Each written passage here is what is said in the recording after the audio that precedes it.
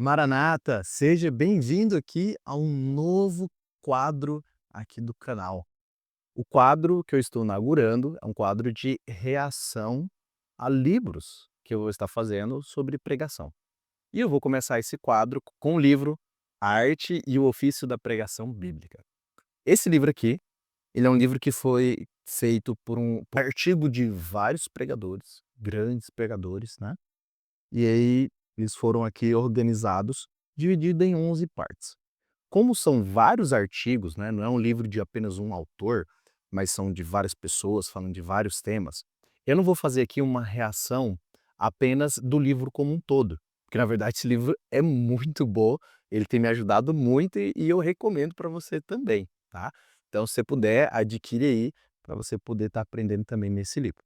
Agora o que que eu vou fazer? Eu vou escolher aqui um artigo de cada parte do livro. Então o livro ele é dividido em 11 partes, cada parte tem vários artigos.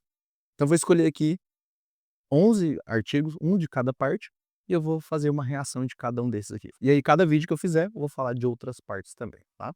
Então, hoje nós vamos começar aqui com a primeira parte, que tem como título aqui o sublime chamado da pregação.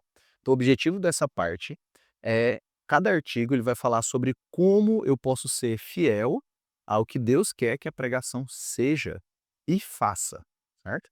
Então, como deve ser a pregação e o que tem que ser feito da pregação. Então ele vai estar falando como a gente consegue ser fiel a isso, em relação ao nosso chamado, ok? E no capítulo 9, que vai ser o capítulo que eu escolhi para falar aqui com vocês hoje, nós vamos falar aqui sobre o crescimento na pregação. Então, nesse capítulo aqui, ele fala sobre 5 dicas que ele dá para a gente poder crescer aqui na nossa pregação, mas eu vou destacar aqui alguns pontos. Eu não vou falar de todos, vou destacar aqueles que eu achei mais interessante aqui, ok? O primeiro ponto que eu quero comentar é sobre a compreensão, né? Inclusive, ele cita ali no artigo que a compreensão de que o crescimento da nossa pregação é uma preocupação bíblica. Inclusive, ele cita ali 1 Timóteo, capítulo 4, verso 15, quando Paulo, agora falando para Timóteo sobre a necessidade dele continuar em crescimento. E entre uma dessas coisas que ele tem que estar em crescimento é também no ensino, na parte da pregação. Então, a primeira coisa que a gente precisa ter em mente, né, que o crescimento da nossa pregação, da maneira que a gente prega, do conhecimento e da transmissão da mensagem de Deus, é uma preocupação bíblica. Assim como Paulo se preocupava que Timóteo crescesse no ministério da pregação, nós também devemos ter essa preocupação, porque é uma preocupação bíblica. Agora, dentro das dicas que ele deu para a gente crescer, né, eu vou destacar algumas delas. E uma que eu achei muito interessante também é a gente sempre ouvir bons pregadores. Isso porque, quando a gente ouve bons pregadores, a gente tem a oportunidade de aprender com eles. Agora tem um detalhe que ele fala ali, né, que a gente precisa ouvir com intencionalidade. Não é só ouvir de qualquer jeito, né?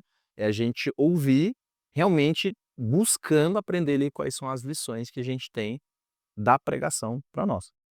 Porque aí assim a gente evita o risco de acabar imitando, né, que é um outro erro. A gente perde a autenticidade, a gente deixa de ser quem a gente é e acaba imitando outra pessoa. Aí a pregação ela não tem impacto, porque as pessoas percebem, né, com o tempo que na verdade aquilo ali, né, algo que é uma mensagem que de Deus que te impactou para depois impactar outra pessoa e assim por diante.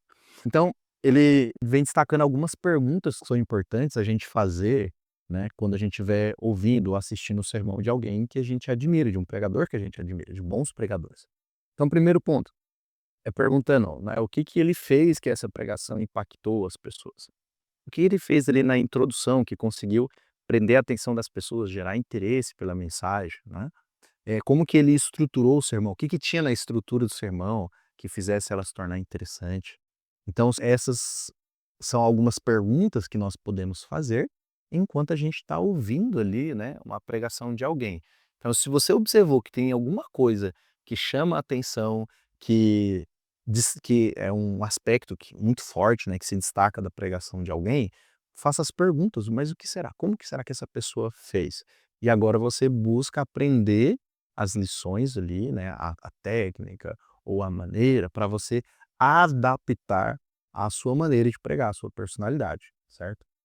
No meu caso, por exemplo, tem vários pregadores que eu admiro bastante, mas tem 2 assim, que eu sempre gosto de observar e aprender algumas coisas com o estilo de pregação e algumas coisas que eles fazem na pregação. Um deles, inclusive eu já fiz um vídeo falando dele aqui, o Rodrigo Silva, né, então eu admiro muito as pregações, porque ele consegue transformar algo que é profundo, um conhecimento bem profundo, muita informação, muita curiosidade a respeito da parte bíblica, principalmente a parte da arqueologia e tudo mais, do contexto histórico-cultural, e ele consegue, de uma forma bem didática, trazer essa mensagem e transmitir de uma forma relevante para as pessoas. Então eu sempre fico observando, né, como que ele consegue fazer isso. Um outro é o pastor Amin Rodor. Amin Rodor, o que se destaca muito para mim, nas pregações dele, é a maneira que ele faz as pregações muito reflexivas. Então é interessante que ele faz a gente, de fato, refletir bastante. E ele tem as famosas pausas dele, né. Então, às vezes, ele pausa e ele deixa a gente refletir, porque ele leva a gente numa profundidade, assim, de reflexão, que se ele continuar falando, falando, falando, pode até atrapalhar, né, a nossa reflexão. Então ele vai deixando aquelas pausas durante o sermão dele, que a gente vai refletindo, então eu acho muito interessante também. Então aqui foram exemplos, né, de 2 pregadores que eu gosto muito, né, de ouvir sermões deles e buscar e aprender como que eles fazem, além, claro, né, da gente aprender mais da palavra de Deus e ouvir Deus falando através deles, né. Agora, e você? Me conta aqui nos comentários, quais são os pregadores que você admira, que você ouve bastante? Então escreve aqui nos comentários. Bom, um segundo ponto também muito interessante, né, que ele coloca aqui nos ajuda a gente crescer na nossa pregação, é a questão da autenticidade. O que que seria autenticidade? A gente ser quem nós realmente somos. Então não é imitar as pessoas, como eu já falei, né. Então, ele fala que é importante a gente passar tempo com o texto bíblico que a gente está estudando ou com o assunto a qual a gente está estudando, que isso vai fazer com que a mensagem ela internalize em nós, e vai fazer com que a mensagem primeiro impacte a gente. Inclusive ele fala, né, que a gente passasse pelo menos uma semana, né, então você ali com 7 dias, uma semana, estudando o texto bíblico, você refletindo sobre o texto bíblico ou sobre o tema, né, falando com as pessoas, orando a Deus, pedindo a unção do Espírito Santo, primeiro para que a mensagem te impacte e depois para que você possa impactar outras pessoas. Então dessa forma, você vai ver que quando você for pregar, vai ser natural você transmitir que você realmente acredita e que realmente é algo importante para as pessoas, entendeu? Então, isso eu achei muito interessante também, porque isso vai nos ajudar ao passar tempo com a mensagem, vai nos ajudar a gente transmitir isso de uma forma que realmente impacta as pessoas, certo? Inclusive agora recente, no período da Semana Santa, foram várias pregações, né, nas noites, e a primeira delas foi uma pregação que eu passei aí, na verdade, mais de uma semana, né, preparando, estudando, anotando, reformulando. Então assim, quanto mais eu pensava, refletia em como trazer aplicações para as pessoas, mais realmente aquela mensagem ela ficava imersa na minha cabeça, né. Então quando eu fui, né, pregar, eu conseguia ver que as pessoas realmente percebiam isso, né, que eu estava transmitindo algo que realmente eu acreditava ser importante, né. Agora um último ponto, que também é totalmente importante, inclusive ele fala, né, que parece até que seria óbvio dizer isso, mas na verdade tem coisas que, mesmo se parecendo ser óbvias, precisam ser ditas. Mas é a necessidade da gente ter uma dependência do Espírito Santo, a gente estar unido com Cristo, né, porque a mensagem, ela pode ser feita com todo artifício que for, com toda técnica que for, mas o poder vem de Deus, né. Então, eu achei muito importante isso, e é uma coisa que a gente nunca pode perder esse senso, né, de que achar que a nossa habilidade ou que as técnicas que a gente vai utilizar, os argumentos que a gente vai utilizar são mais importantes do que a atuação do Espírito Santo. Então a gente precisa orar, inclusive tem um texto que ele fala que é bem interessante, né. Diz assim: "Ore que nem louco, confie que nem louco e espere Deus trabalhar". Então é confiar de que Deus vai agir, certo. E aí quando ele agir, quando nós vermos, né, as pessoas sendo impactadas pela mensagem, a gente deve agora agradecer a Deus por ter nos dado o privilégio de ser instrumentos para nos impactar com a mensagem, né. Então aqui foram alguns pontos, ele fala de outros mais, mas foram os que eu destaco, do que ele fala para nos ajudar a crescer na pregação. Agora só um detalhe aqui, é que teve um ponto ali que eu acredito que precisa ter mais clareza. Ele fala sobre uma tal de combinação de dons. Uma certa parte do texto, na verdade bem no início, ele fala assim, que tem dons que estão no nível máximo e dons que estão no nível mais abaixo, certo? Nessa combinação de dons. Mas ele não explica o que ele quer dizer com isso, não é? Claro que a gente dá para entender mais ou menos que ele está dizendo que tem dons que talvez estejam mais evidentes ou que são mais importantes, eu não sei, e outros menos e tal. Então não fica muito claro, certo? Então acho que seria interessante, né, ele aprofundar um pouco mais. Inclusive eu pesquisei em todo o livro e essa expressão de combinação de dons só aparece 2 vezes. Então e na outra vez também ele não explica.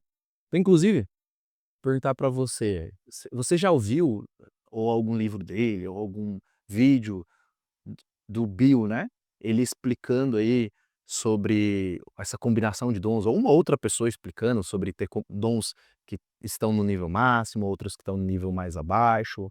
Então, se você tem alguma referência disso aí, escreva aqui nos comentários que eu tenho interesse aí de poder saber, tá. Mas o fato dele, né, não ter esclarecido isso não diminui a qualidade que foi esse artigo aqui. Então realmente foi um artigo muito bom, e eu acho que tem me ajudado bastante, né, a aplicar isso que eu tenho visto nesse artigo, e principalmente outras coisas que nós vamos ver no livro, e acredito que vai ser para você também. Então lembrando que primeiro, o crescimento da pregação é uma preocupação bíblica. Segundo, que a gente uma forma, né, da gente conseguir crescer nossa pregação é ouvindo bons pregadores, só que com intencionalidade, com o objetivo de aprender e não de imitar. Terceiro, é nós sermos autênticos, a gente passar tempo, de fato, deixar a mensagem impactar a gente, para que a gente possa impactar outras pessoas. E por último, a dependência do Espírito Santo, estar unido com Deus, buscar sempre, né, ter comunhão com o nosso Cristo Salvador, porque o poder vem do céu, né? A mensagem bíblica a gente transmite numa linguagem humana, mas a mensagem ela é divina, ok? Então essa foi a reação do capítulo 9, que é um capítulo que faz parte da primeira parte do livro. E no próximo vídeo eu vou falar da parte 2, que tem por tema da parte, né, a vida espiritual do pregador. Então o que a gente pode fazer para manter sempre esse desenvolvimento espiritual como pregador. Então não perca os próximos vídeos.